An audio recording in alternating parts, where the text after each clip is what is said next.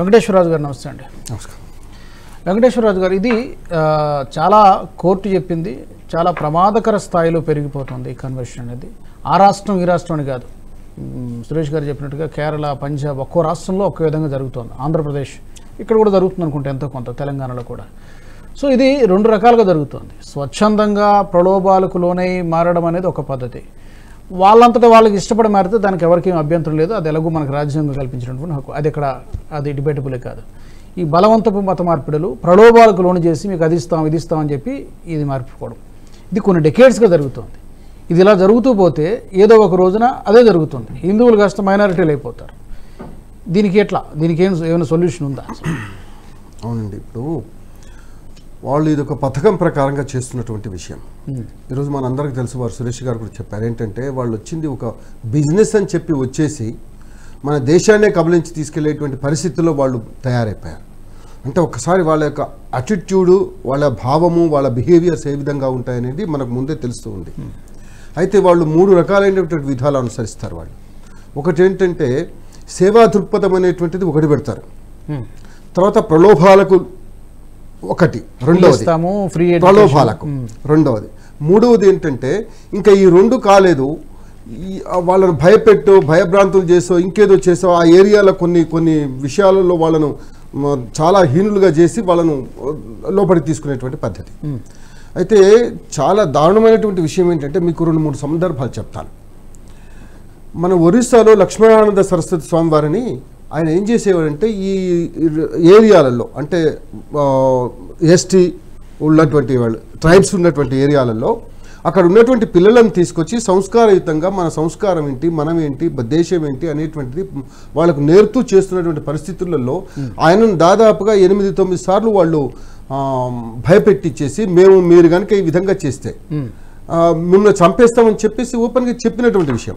ఆయన 2 సార్లు 3 సార్లు 4 సార్లు చెప్పినా వినలే వాళ్ళు. పాపం ఆయన దగ్గర దాదాపుగా 140-150 మంది పిల్లలు సంస్కారం నేర్చుకుంటున్నటువంటి పరిస్థితులలో ఒక అత్యంత దారుణమైనటువంటి విషయం ఏంటంటే, ఒక రోజు సాయంత్రం వచ్చేసి ఆయనను అత్యంత హీనంగా, హేయంగా ఎక్కడికక్కడికి నరికి చంపేశారు.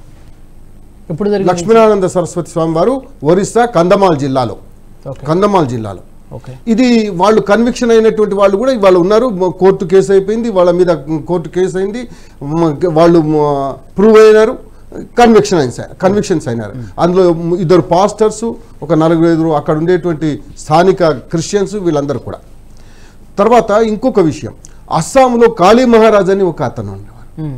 అయితే మనందరికీ తెలుసు, వెస్ట్ బెంగాల్లో విజయదశమి బ్రహ్మాండంగా చేస్తారు.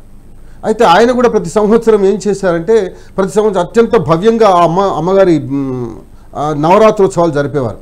అయితే ఆయనను కూడా బెదిరించారు, ఇట్లనే మీరు ఇవి చేయొద్దని చెప్పేసి. కానీ ఆయన ఊరుకోలే స్వామివారు.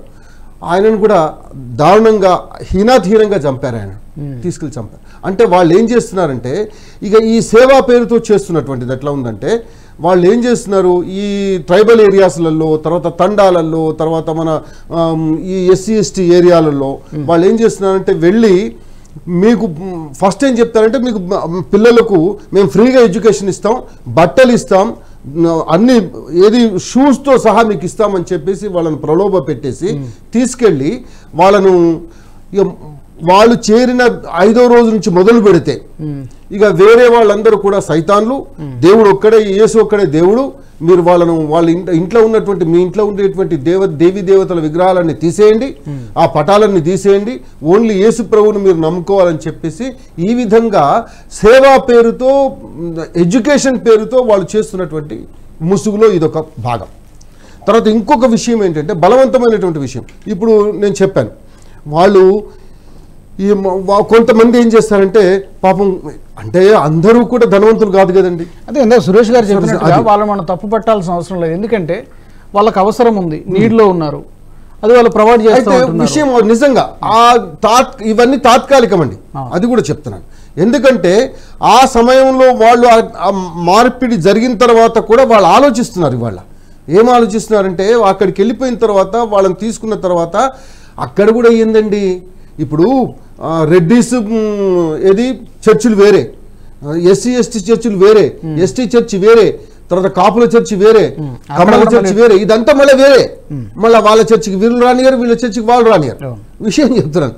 అంటే ఈ విధంగా వాళ్ళు ఏం చేస్తున్నారు, ఇవాళ స్వామివారు ఏదైతే అంటే కొంతమంది స్వాములు ఇవాళ చేస్తున్నటువంటి, ఇవాళ చిన్నజయ స్వామి వారు గారండి, మాత అమృతానందమయ్య గారు గారండి, ఇవాళ చాలామంది స్వాములు, శివస్వామి, ఇటువంటి వాళ్ళందరూ కూడా వాళ్ళందరినీ అక్కునే చేర్చుకొని దళిత వాడలలో తిరుగుతూ వాళ్ళు చేస్తూ ఉన్నారు. కొంతమంది ఎవరి స్థాయిలో వాళ్ళు చేస్తున్నారు, సరిపోవట్లేదు. ఒకటి.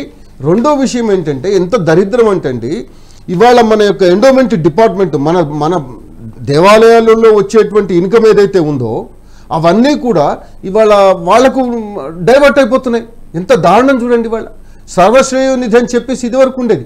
ఆ సర్వశ్రేయోనిధి కాకుండా కూడా కామన్ గుడ్ ఫండ్, ఆ కామన్ గుడ్ ఫండ్ కాకుండా కూడా మిగతా కూడా వాళ్ళు ఇష్టం వచ్చినట్టు వాళ్ళు ఇవాళ తిరుమల తిరుపతి దేవస్థానం పరిస్థితి మనం అందరం చూస్తున్నాం.